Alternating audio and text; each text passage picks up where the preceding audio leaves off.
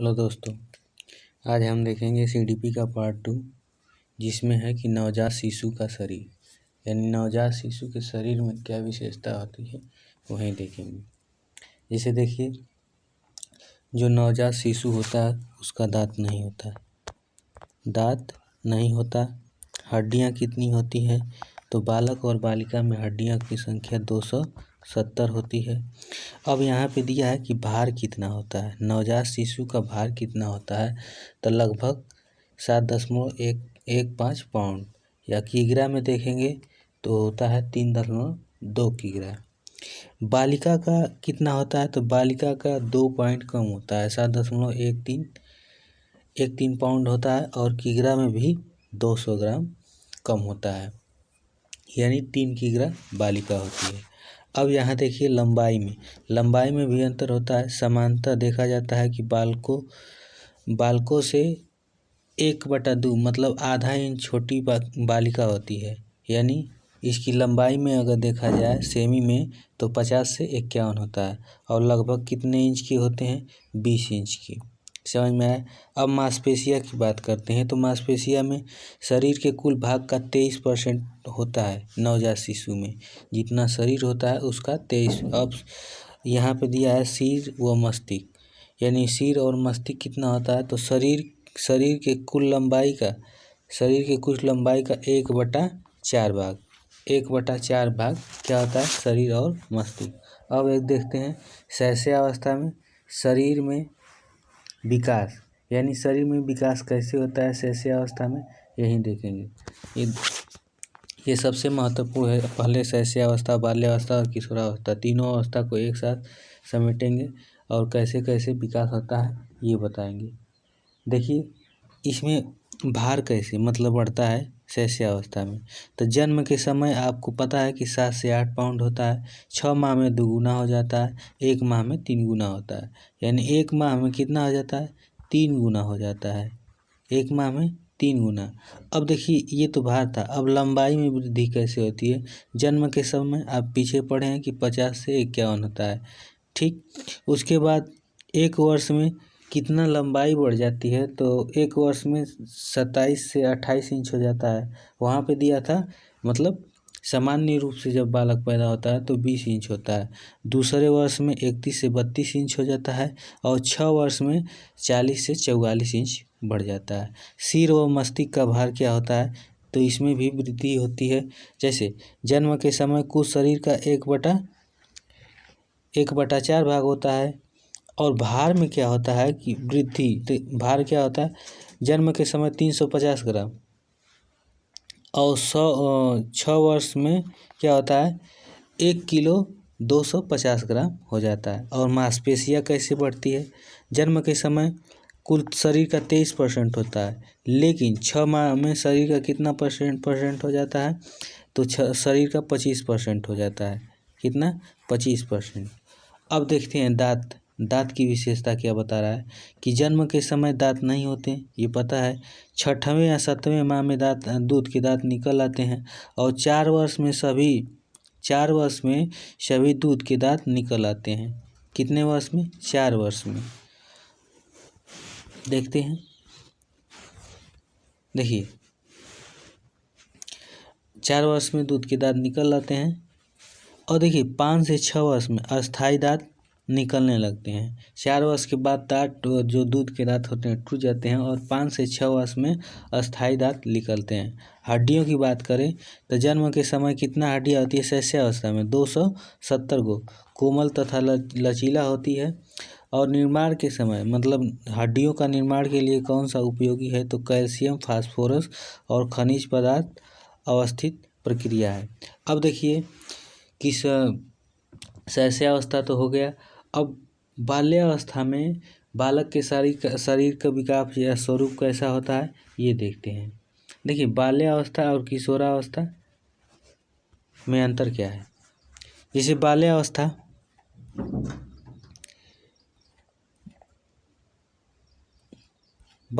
में शरीर का विकास देखिए 6 से जो 9 वर्ष होता है, यानी इसे संचय वर्ष कहते हैं। इसमें बालक के शरीर का विकास तीव्र होता है। क्या होता है? तीव्र होता है। बालक के शरीर का विकास तीव्र होता है।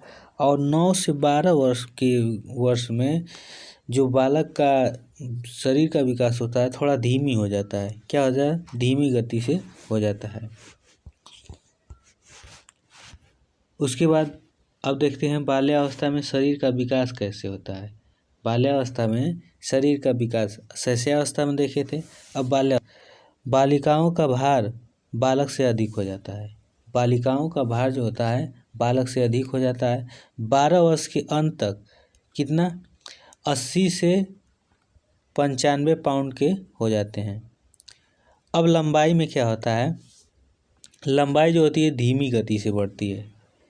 12 वर्ष के अंत तक इनकी लंबाई जो हो जाती है 54 से 55 इंच हो जाती है।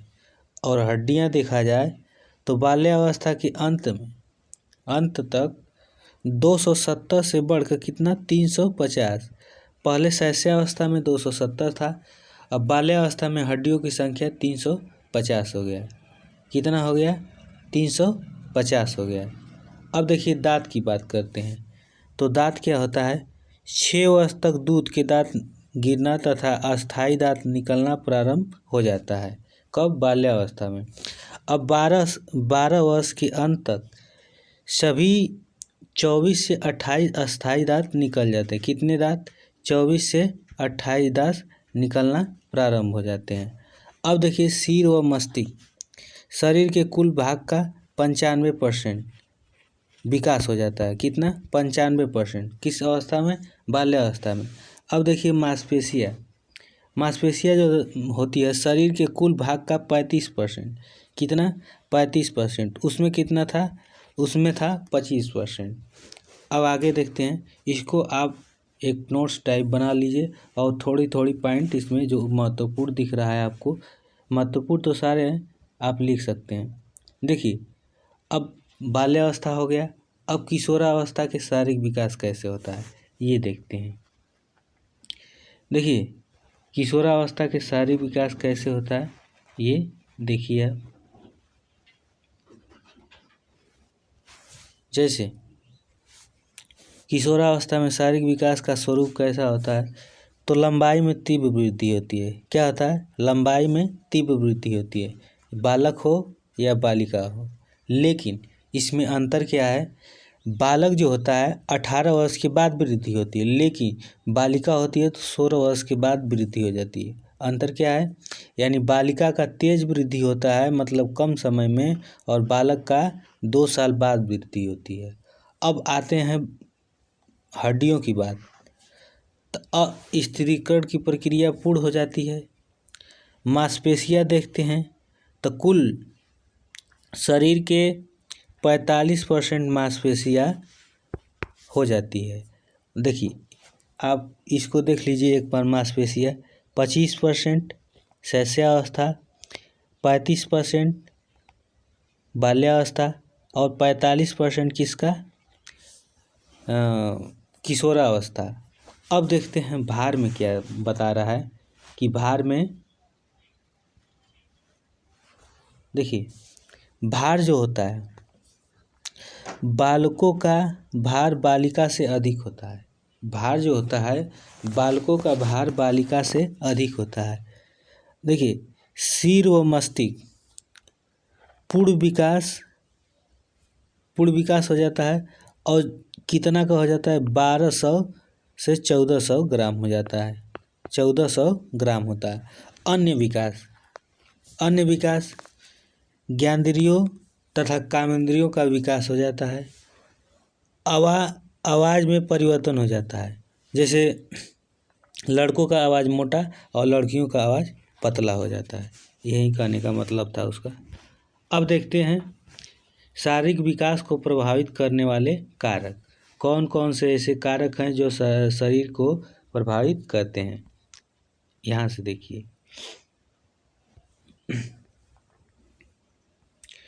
कौन कौन से कारक हैं इसको देख सकते हैं। देखिए गर्भावस्था, असावधानियाँ, फिर भौगोलिक परिस्थितियाँ, फिर दुर्घटना और खेल तथा व्यायाम, नियमित दिनचर्या, निद्रा विश्राम, परिवार की स्थिति, पौष्टिक भोजन, वातावरण, वंशानुक्रम, प्रेम सहानुभूति और रोगों के कारण शरीर की विकृति। समझ में आया? शरीर के विकास, शारीरिक विकास को प्रभावित करने वाला कारक यही है। कौन कौन से, आप इसको एक बार और देख लीजिएगा, समझ में आ जाएगा। अब देखिए यहाँ पे दिया है कि शारीरिक विकास यानी शैशवावस्था में गत्यात्मक विकास, स्थूल और सूक्ष्म गत्यात्मक विकास। स्थूल जो होता है इसके अंतर्गत घुटनों के बल चलने, खड़े होने, ऊपर चढ़ने, दौड़ने जैसी प्रक्रिया आ जाती है। लेकिन सूक्ष्म जो होता है इसके अंतर्गत कप या अन्य वस्तु को पकड़कर पुस्तक पृष्ठों को पलटना, बटन जीप लगाना, ड्राइव करना, लिखना जैसी प्रक्रिया आ जाती है। अब देखते हैं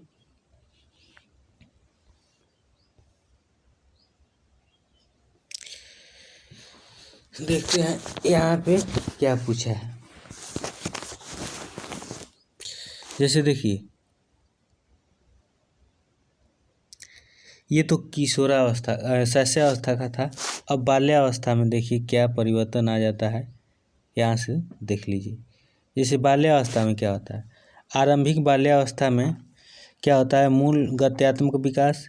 इसके अंतर्गत दौड़ना, उछलना, रस्सी कूदना, छल्ला घुमाना, तिपहिया साइकिल चलाना, गेंद फेंकना जैसी प्रक्रिया आ जाती है। लेकिन सूक्ष्म गत्यात्मक विकास में क्या होता है, इसके अंतर्गत भोजन करना, कपड़ा पहनना, तैयार होना, लिखना, नकल करना आदि प्रक्रिया आ जाती है।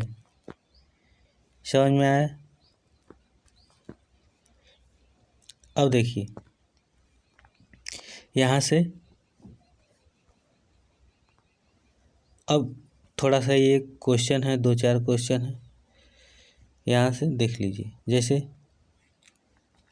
सूक्ष्म गति कौशल, तो इस सूक्ष्म गति कौशल में क्या होता है, लिखना शुरू हो जाता है। नवजात शिशु का भार कितना होता है, 7 से 8 पाउंड होता है। शारीरिक विकास का क्षेत्र क्या है, श्यानुमंडल है। व्यवहार करना पक्ष आता है। सीखने की गति के क्षेत्र, गर्भ में बालक को विकसित होने में समय कितना लगता है, तो 280 दिन। स्थूल गति क्या है, चढ़ना, फुदकना। ये बातें समझ में आई। वही चीज़ था, गत्यात्मक का अर्थ क्या होता है, बड़ी पेशियों पर नियंत्रण, स्थूल और सूक्ष्म छोटी पेशियों पर नियंत्रण। अब देखिए कुछ परिभाषा है जो कि विभिन्न अवस्थाओं पर विकास में मानसिक विकास, विभिन्न अवस्थाओं में मानसिक विकास। अब देखिए कुछ वैज्ञानिकों का कहना है, मनोवैज्ञानिकों का, कि शैशवावस्था में क्या होता है। तो जॉन लॉक ने बोले कि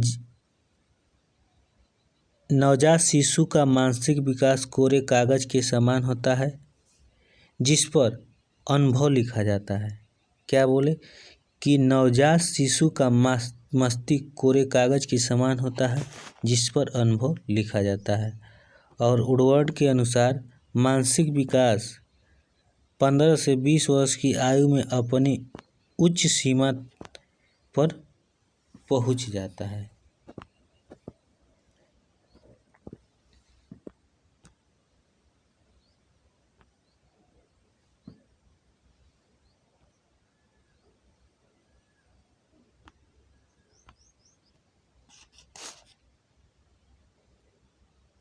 अब देखते हैं मानसिक विकास के पक्ष।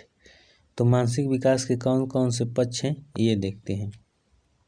जैसे देखिए मानसिक विकास के पक्ष कौन से हैं ये देखिए, अवबोध, स्मरण, ध्यान, संवेदनशीलता, प्रत्यय निर्माण, अवलोकन, संज्ञानात्मक शक्तियाँ, अधिगम क्षमता, वृद्धि, निर्णय, तर्क, चिंतन, कल्पना, प्रत्यक्षीकरण, ये जितने भी हैं ये सुपर टेट के लिए एक टॉपिक है। जैसे कल्पना, चिंतन, तर्क, निर्णय, वृद्धि, अधिगम क्षमता, और ये क्या है, स्मरण, अवबोध, ध्यान, अवलोकन, ये सब क्या है, सुपर टेट में एक टॉपिक है। आप इसको देखते रहिए। जैसे दिया है यहाँ पे शैशवावस्था।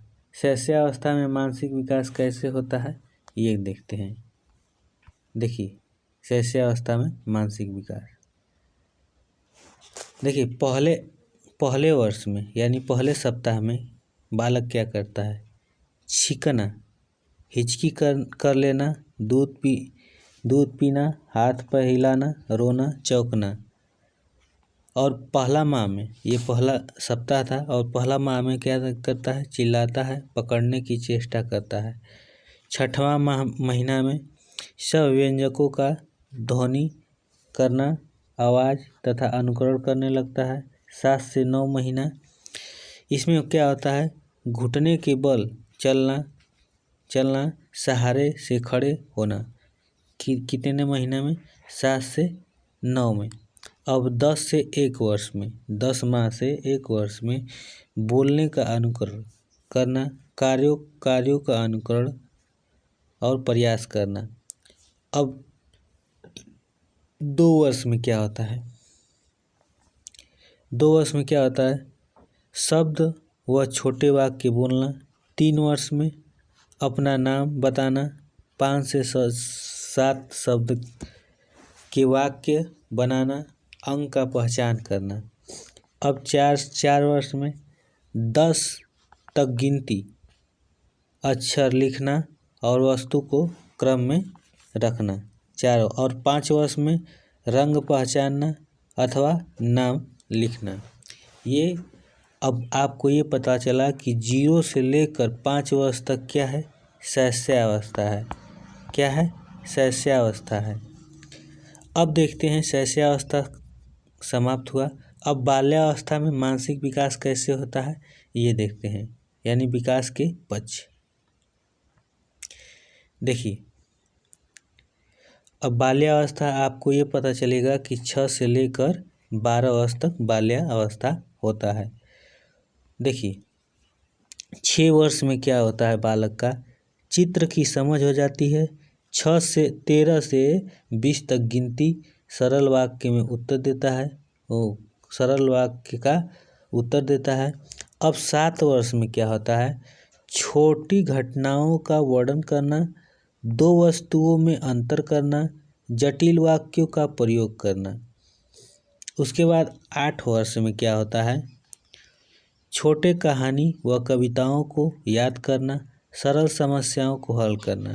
9 वर्ष में क्या होता है, दिन, समूह, तारीख, वर्ष, सिक्कों का ज्ञान, जोड़, घटाना, गुणा, भाग का ज्ञान हो जाता है।